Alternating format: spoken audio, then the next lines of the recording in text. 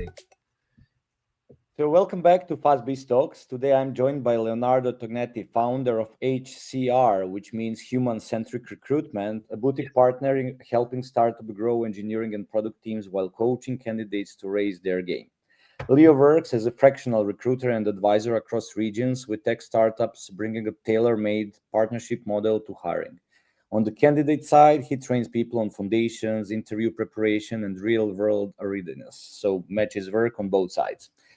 We'll dig into hiring for product and engineering in the AI basically era where we are right now, and how founders should sequence early hires and how candidates can prepare for a process where AI is in the mix. Leo, welcome to the show. Fantastic, Nick. Thank you. Hello, and thank you very much for the kind introduction. Yes, all great bullet points over there. Yeah. What I do. I believe that we, with the following questions, we'll dig more and then cover more things that I didn't mention.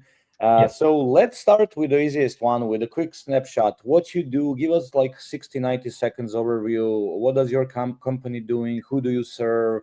Where do you make the biggest impact today? Yes. That's a really great question.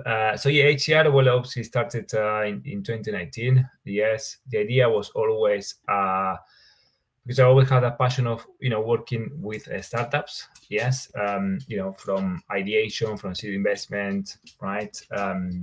And the idea here is always to connect those startups with great candidates and different ways that we do it. Sometimes just partner it with creating all as on a fractional level, to creating all the interview process and everything for the clients, and other ones is just matching their skills with the perfect candidate. So we work a lot with VC companies. Yes, I started a lot with Latin America because I'm from Argentina originally, and there was as an emerging market, there was a lot of funding. Then I moved a lot to working with European companies, and currently mostly we are working a lot with US based startups. Yes, on that sense, but the idea, yes, is always to match, depending on the client needs and everything, if it's just candidates or creating all the recruitment processes and all in between.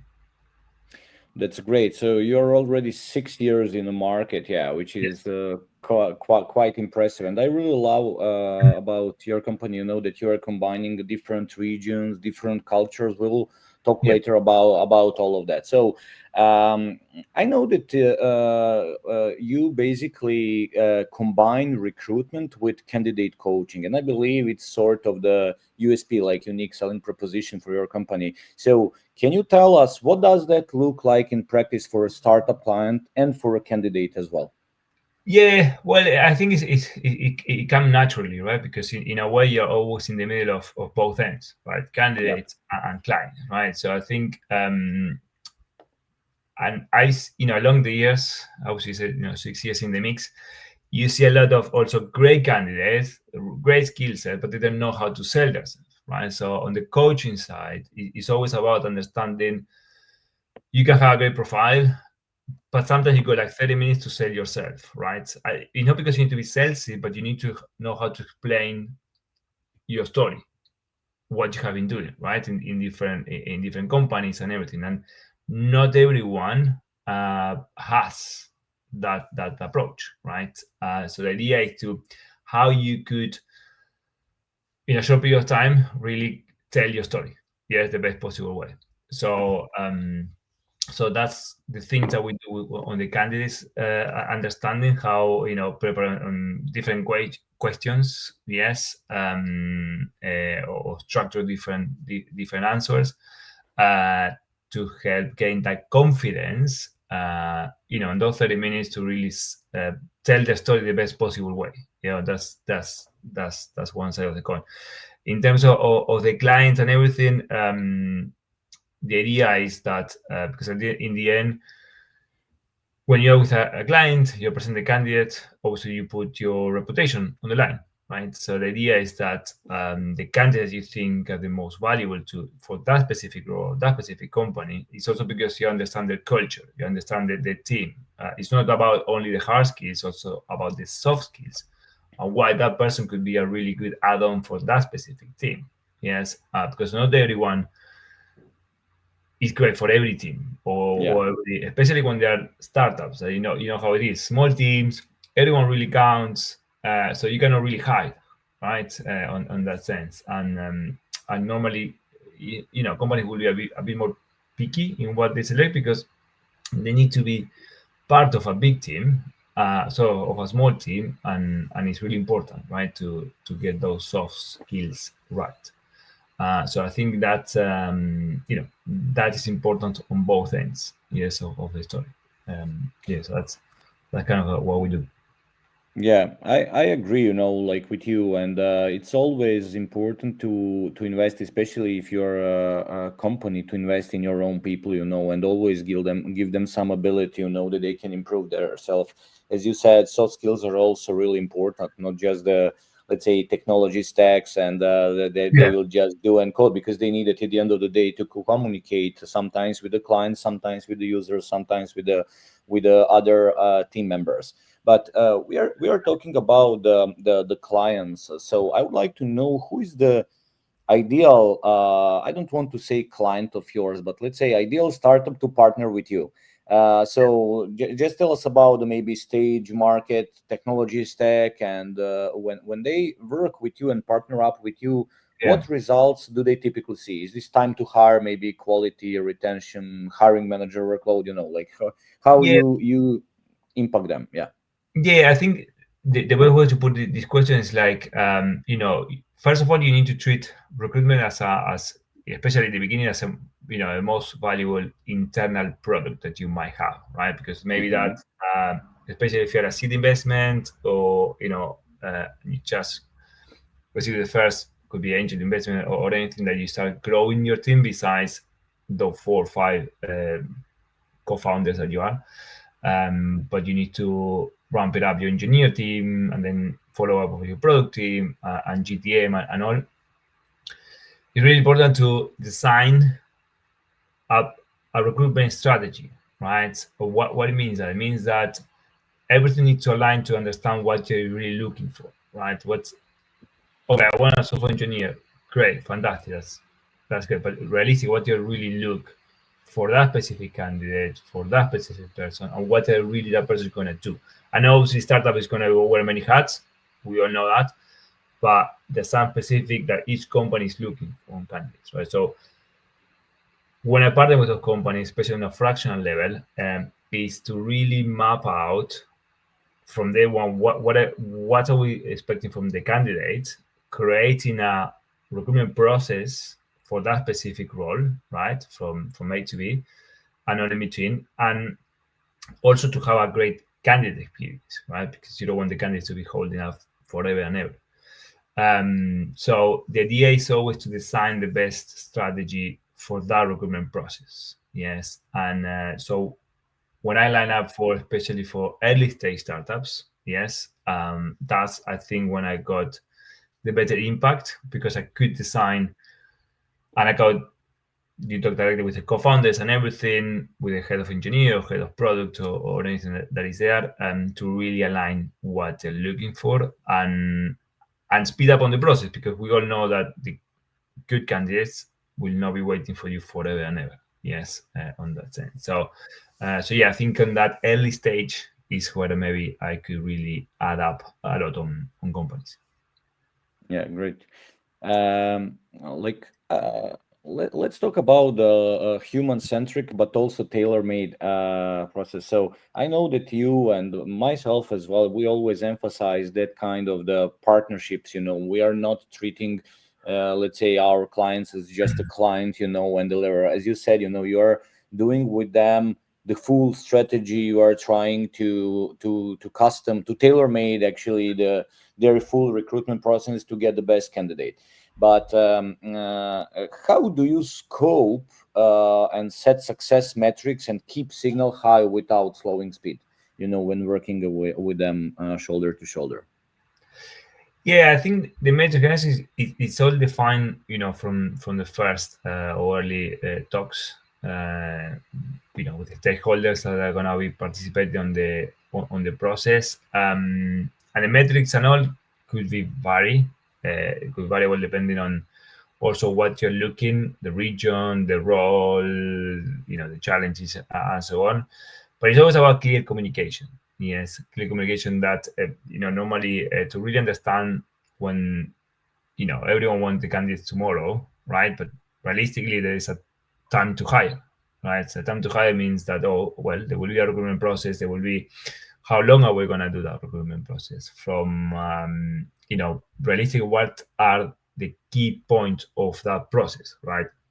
Depending if you are more remote, more on site, and everything, that will give you variable depending on that time to hire, how long is going to be, or how many candidates are going to be on the pool initially, right? So it's a lot of.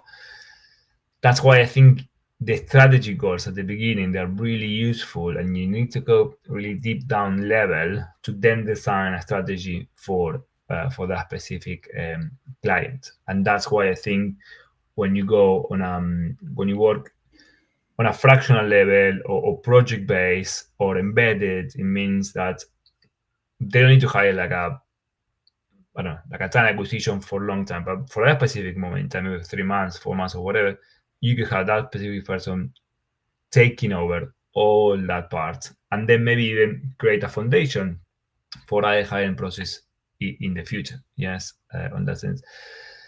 So yeah, I think by the metrics will vary, depends on what they're really looking, but it's all start from understanding what are the really needs on that front.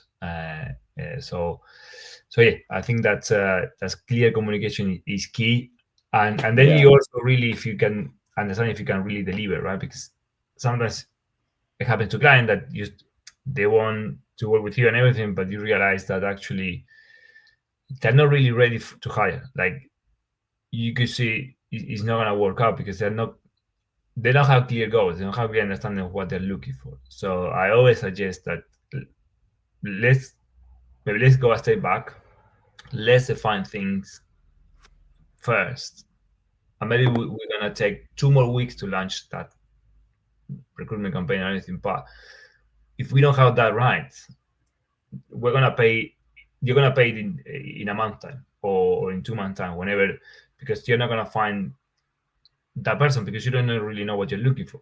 So if we don't know what you're looking for, how do we know, right? So sometimes it's also good, besides the metrics and everything, it's also good sometimes to say, let's wait, let's understand really what we're looking for, and then we launch for success all in one go, right? And that's why I think it's important, that part, Yeah. on the.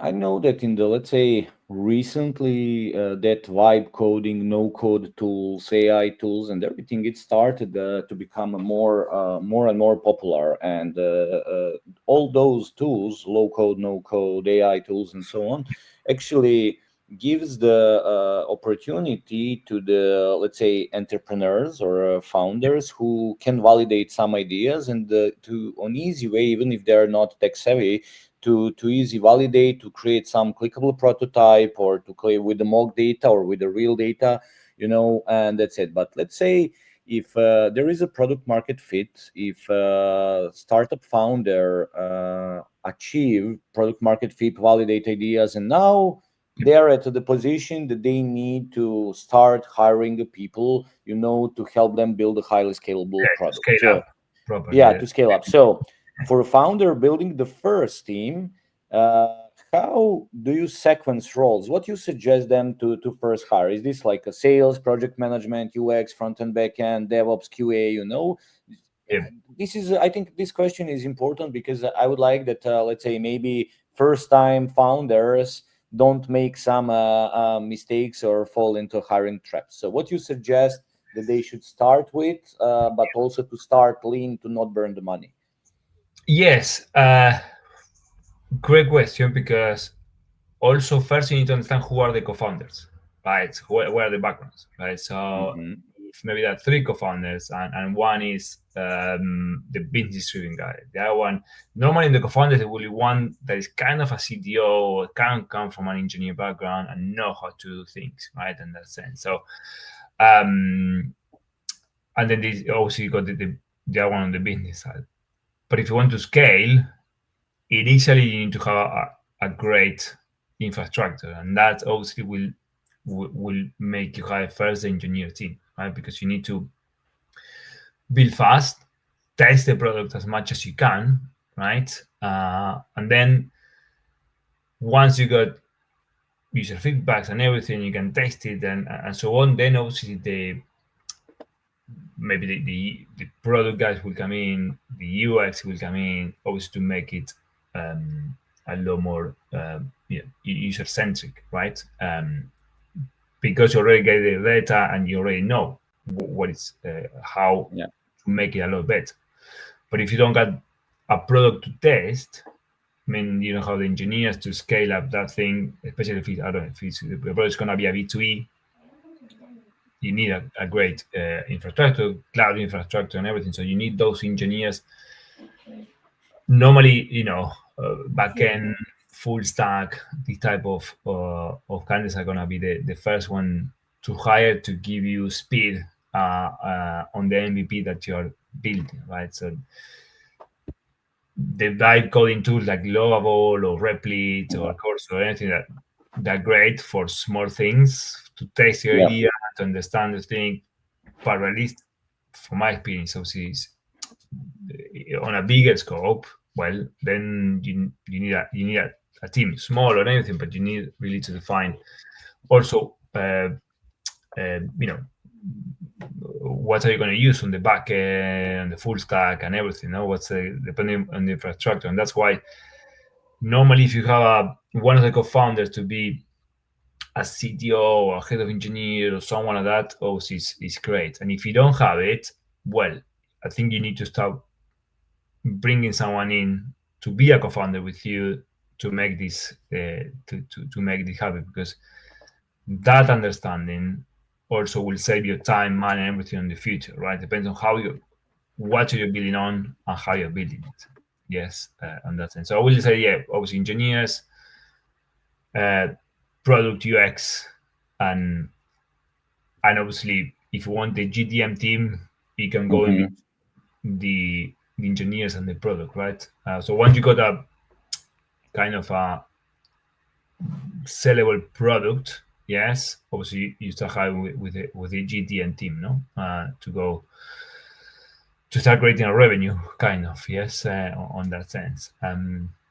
But the faster you can iterate is always that thing. So I think it's, instead of thinking about the perfect product, you need to jump and try to make it happen and then fix it on the go with the gathering information of the user. That's why everything needs to be user centric. Like the user feedback and everything needs to be constantly, especially with the early adopters of your product, you need to be constantly there asking, whatever recommendation they can give, and everything is great on that sense.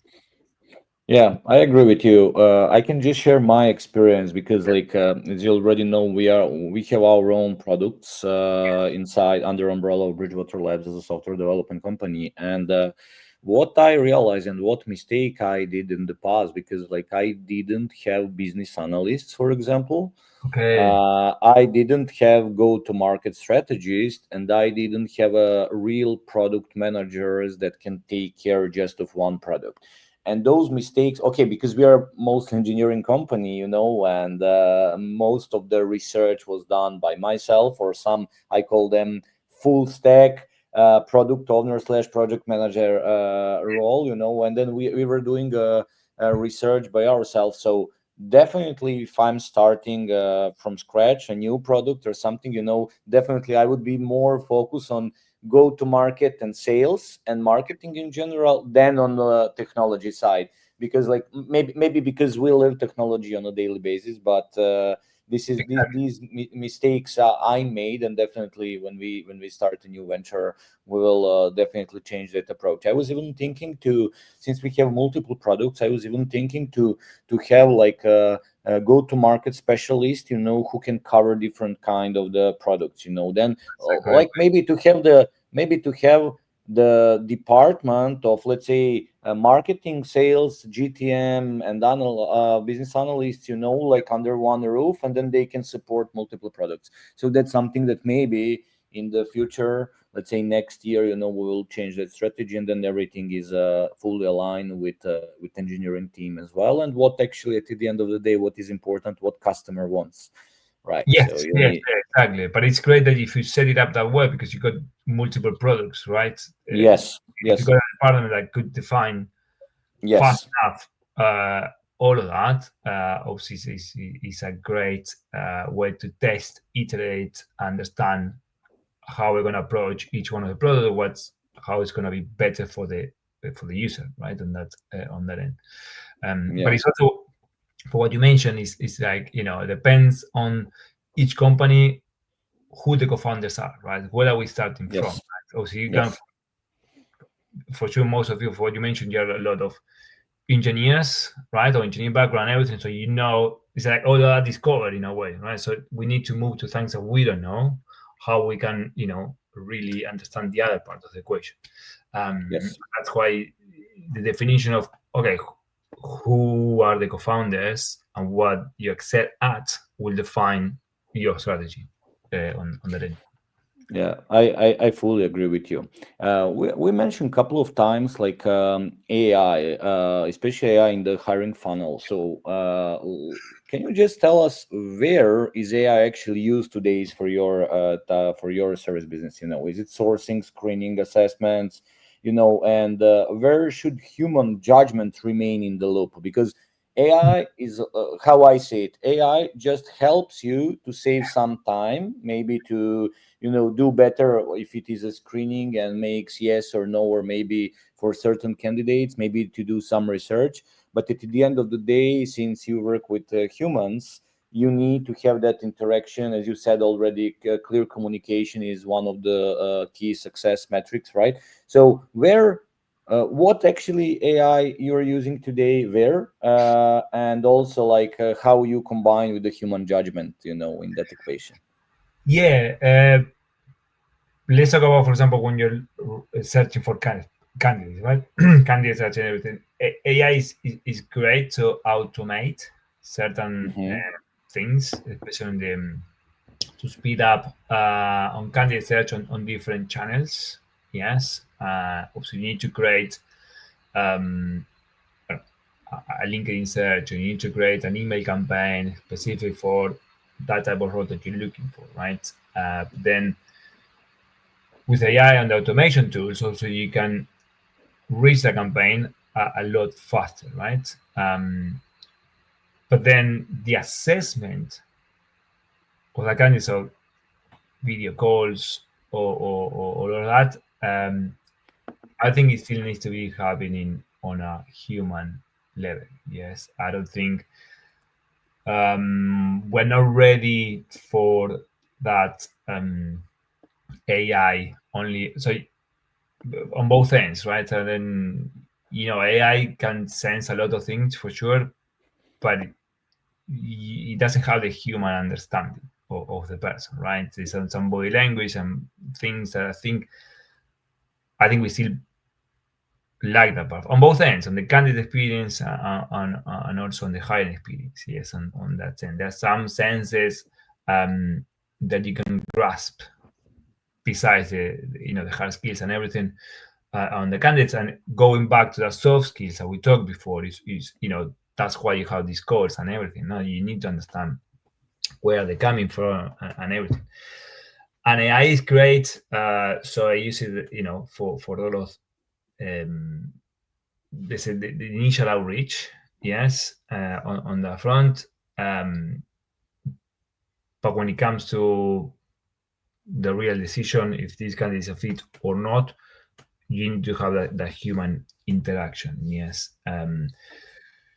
Nowadays, obviously, it needs to be video calls. I think you know, if you can do face to face, I think it would be ideal.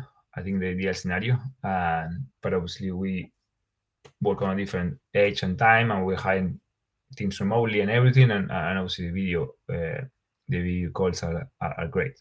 Yes, to make that sense.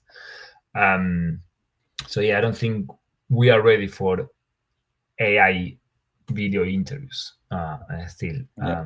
And I think also if we start doing that, also it will be too mechanic everything, right? So it will be like so we're shifting totally on a different scale, not because it's recruitment, but also because it's like you're building teams made by humans. So a human needs connections, and connection means talking to each other to understand each other, pain point, concerns, and everything. And also, when you ask difficult questions, you can understand by body language and everything what how they're grasping that possible conflict or anything in between. Yes, and that is also important. I think yes, instead of just checking off AI that tells you if it's more green or more yellow or more red, right? That kind of Yeah. on that sense. On that sense, I think yes. On that basis, AI is good.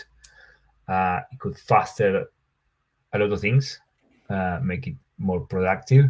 But in recruitment, like in everything, for sure, as an engineer, you understand that part it could speed up things, but in a way, you always need a code review from an engineer, or you need Hmm.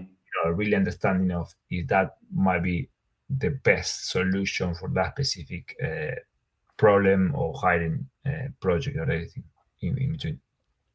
Yep. Yeah, I agree with you that AI just help to automate some things, or maybe some save some time. But as I said earlier, like it's human to human approach. But I'm wondering because you already mentioned you need to check some. So beyond CVs and buzzwords, and sometimes candidates even they present themselves as some rock stars at certain level, but how do you evaluate engineers and product people? Are you asking for some maybe work samples or system design, some case studies? What's the let's put AI on the side, but if Yeah. we talk, how you are basically assessing those product and Yeah, the engineers? suggestion is to always try to ask, for example, again, tell me about a project you manage end to end, right? And then start telling a story about a project, right? But then you start asking maybe deeper questions about that specific project. It's mainly to understand where were they are, if they were really doing it, or they were mainly, I don't know, doing maybe a small part of the project. That's what were you really doing here? What were you really building, and where were you at that? Yes, was a 0 to 1 project, so from scratch. Okay, what was the research that you were doing? How you were setting up that research? Deeper question that if you did it, you're gonna easy answer, right? If you didn't do it, you will start like grasping on things, but you were not really telling me an exact answer of that problem, or how you how you grasp the problem, how you really create that solution. Yes, on that sense. So it's always about the more you can ask about how you create a 0 to 1 product, how you manage a conflict, how you go deep down the root of not because you want to be on the negative side, but you want to understand how that person thinks, how they solve a problem, how they really go deep down, because everything will have a problem, right?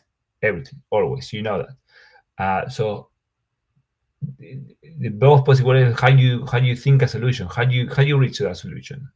If you did it, you will explain it. It will not take long to really tell me how you approach that thing. It doesn't mean when I'm not taking. So my question is not about if it's right or wrong. It's how your thinking process Yeah, approach is, because that's important bit. But I need to understand, like, how you think, how you understand, how you go around a problem.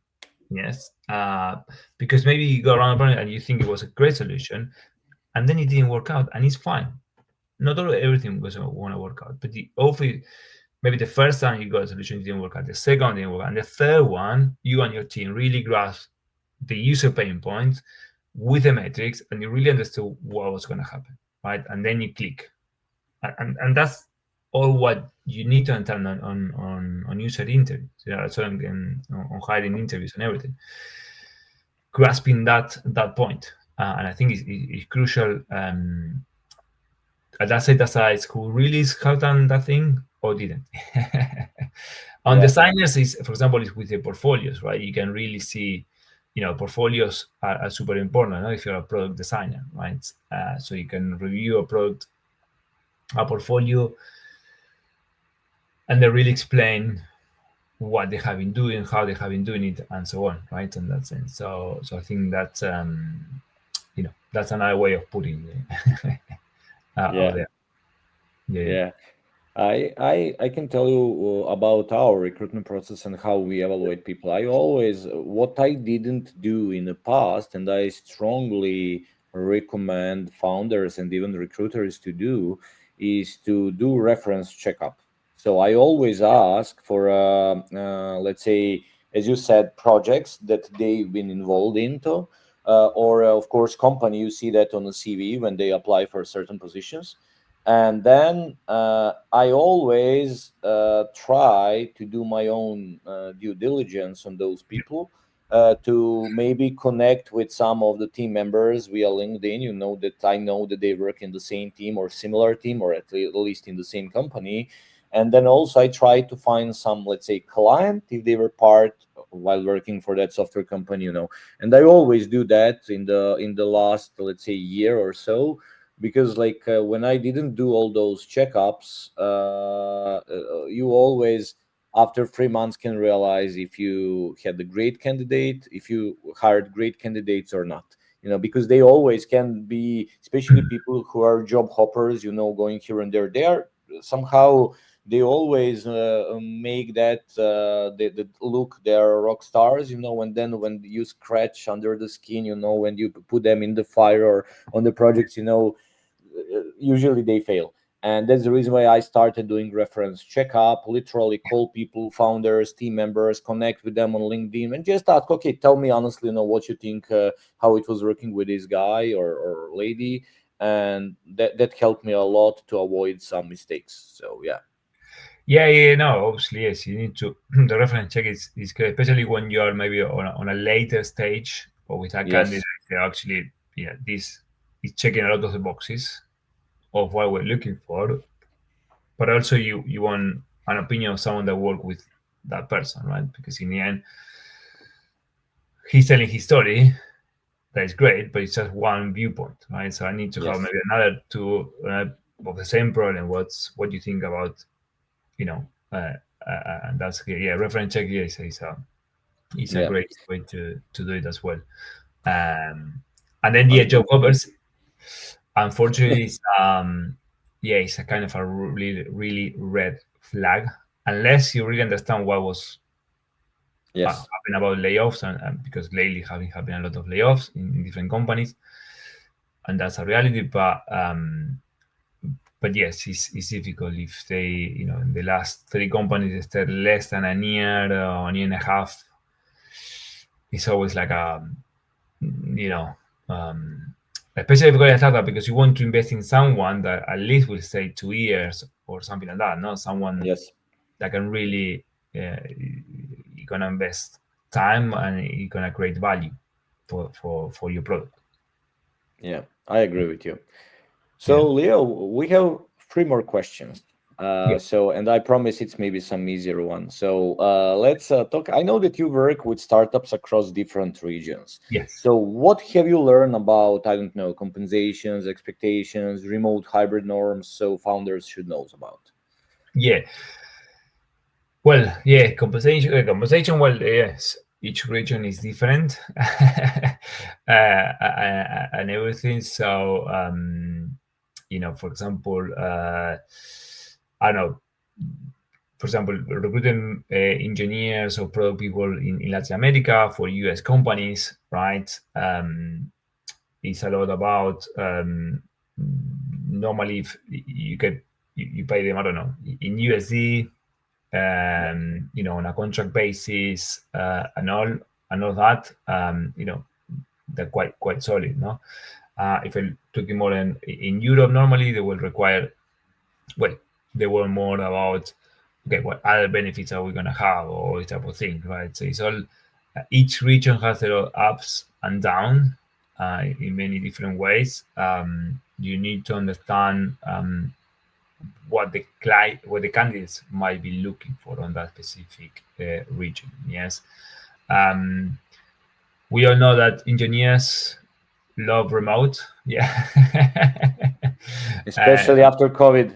especially after COVID. Yes, yes, yes. So again, with clients, sometimes like there's some specific technology, some specific profiles that you're gonna need to hire remote, even if you want to build a team more hybrid on site. That happened lately. That a lot of companies they want more, the hybrid on site and everything to build culture and everything. Uh, but there are some profiles that they're gonna be, they're gonna work remote, and I need to cope with that. Yes, on that front. But I think yes, it will depend. What are you looking for, right? So maybe, yeah, what type of roles?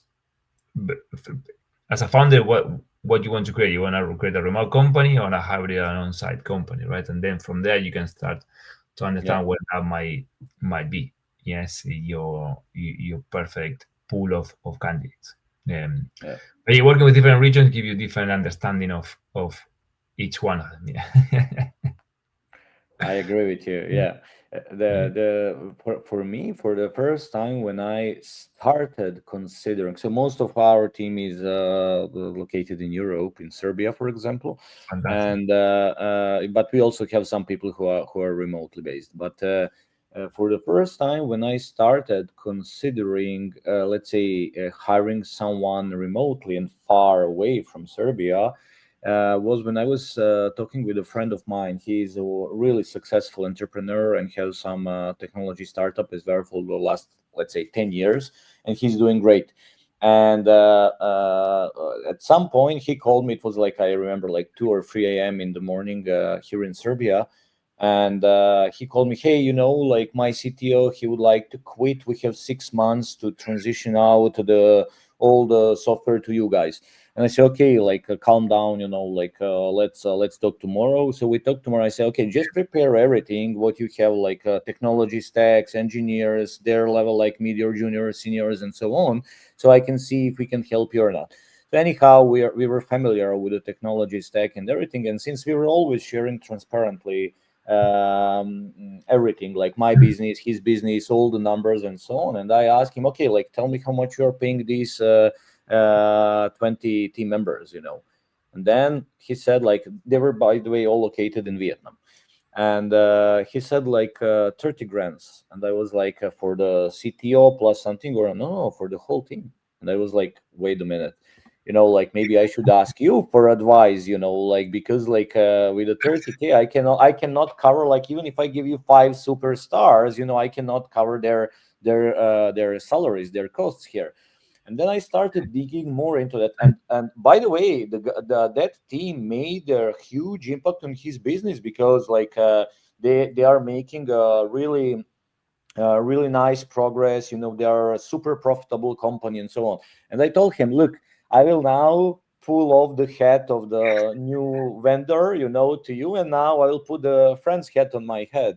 And I suggest you that you go to Vietnam, like increase them everything, give them, and try to incentivize them with some equity or profit share or whatever. Give them some additional incentive, and let's log that team.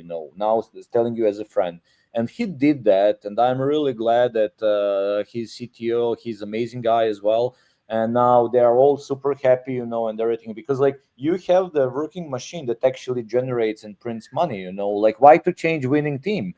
But that helped me to understand, okay, consider Vietnam, consider Latin America, consider, different regions. It doesn't need to speak Serbian language.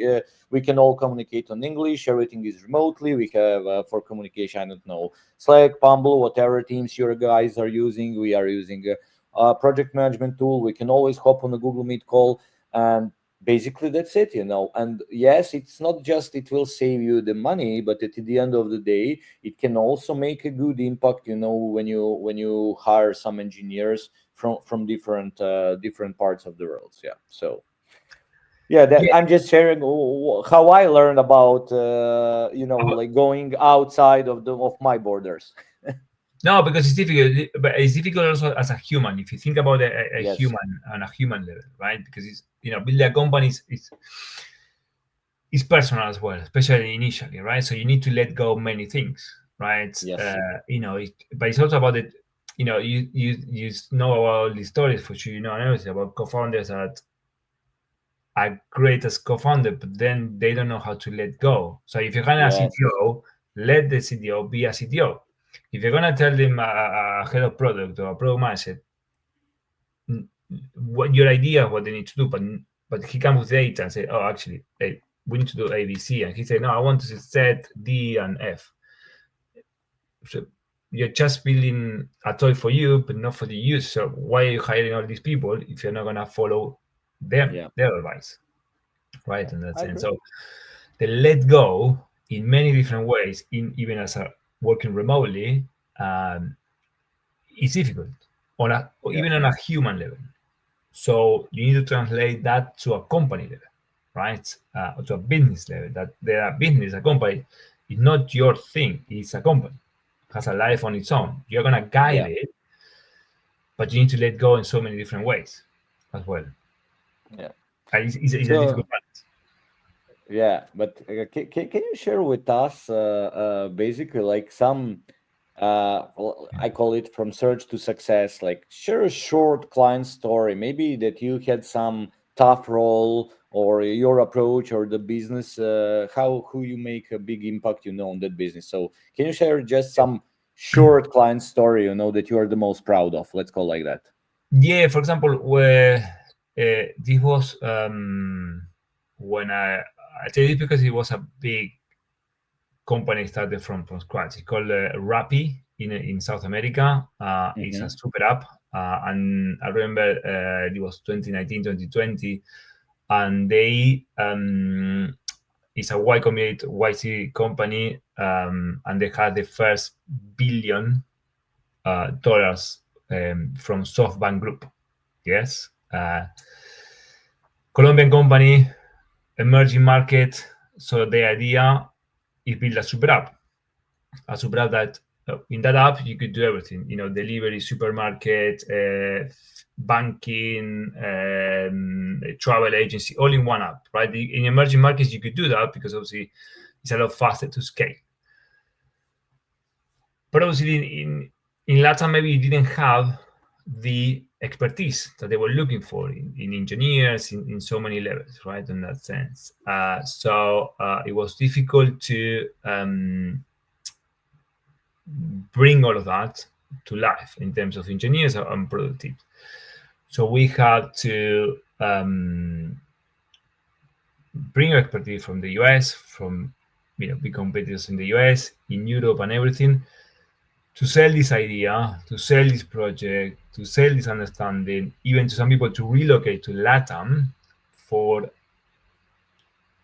sometimes a region that they don't really knew, they don't even speak Spanish, and they don't really knew much about Rappi, this specific product. So there was a lot of understanding from the co-founder, from the C-level, the idea, grasping, incorporate that on, let's say, on me, and then sell all of that. Not about the money. So all that is important, right? It's all part of the package, but it's all about what we're building and why we're building that thing, right? And when you talk to a lot of senior people and they really understand the idea, they really understand what they're building and what the region is gonna go from from not only to building a super app, and that's gonna have a massive impact on the whole region. Yes, obviously they love the idea, and also we managed to create a really cool team and everything, and people, well, moved to Latin America and everything, to build the thing, and it was really successful. Now it's a $5 billion company, it's a pre-IPO and everything, got like 5,000 Bravo. employees or 8,000 employees and all. But in those days, nobody knew what they were doing. Yeah, and we had to grab all of that, and it was amazing to see how technology could change a region. Yeah. That's what I really understood how, um, especially in emerging market. Because in Europe, obviously, there's a lot of things already invented, but in other, like in Asia and everything, you can fast pace that a lot faster. So it was, yeah, it was great to see and to be part, luckily, of all of that. Yes, on that sense. So that was a really cool project. Yes, and it was the biggest that I done at that scale. Um, Wow.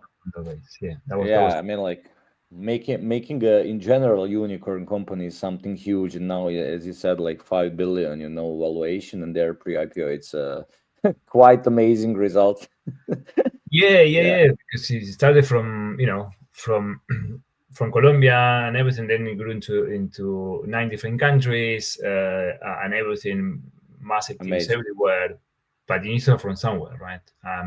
And but you need to know the idea. That's why you need to know, that the co-founders are really invested. Everyone is really invested Yeah, because you understand the vision, understand where they're yeah, going, yeah, yeah. and that is important. Yeah, Agree. yeah. So, Leo, for founders who wants a fractional recruiting partner, and maybe also for candidates who wants to level up their skills, what's the best way to reach you and how to connect? Is this a LinkedIn, your website, or both, or what you Yeah, prefer? normally LinkedIn is the best way. Okay. I think, like it or not like it, we all got, we like it or like LinkedIn, yes, in so many different ways. But I think LinkedIn, unless someone else will come out there and create another platform, LinkedIn, unfortunately or fortunately, is normally the best way. Obviously, my website, my email, as well, Yeah. over there, not a problem. But I think always on LinkedIn you have you know a fast pace Yeah. environment to connect and all. We'll put in a description of this video. We'll put all the contact details of your LinkedIn, your website, and then the either candidates or some startups can connect with you. Yeah, that would be Yeah, amazing. Thank you very yeah. much for So that, Nick. Yes. yeah, thank you. So Leo, thank you. This was really sharp, practical tour of human-centric recruiting in product and engineering. Especially, we also mentioned like AI and how it can help and affect all the processes. So, to our Yeah. listeners, if you are a startup building your first product engineering pod or a candidate aiming to stand out in AI-shaped hiring, check out human-centric recruitment and what Leo with his team are doing. So until next time, hire for signal, design your process, and build teams that ship. So thank you, Leo, once again, and we will stay in touch. Great, fantastic, Nick. And thank you very much for your time as well. And great to meet you as well. It's always good to have a chat. And yeah, great to be connected now. Yes. Yeah. Thanks, Leo. Thanks, listeners. Bye. Bye bye.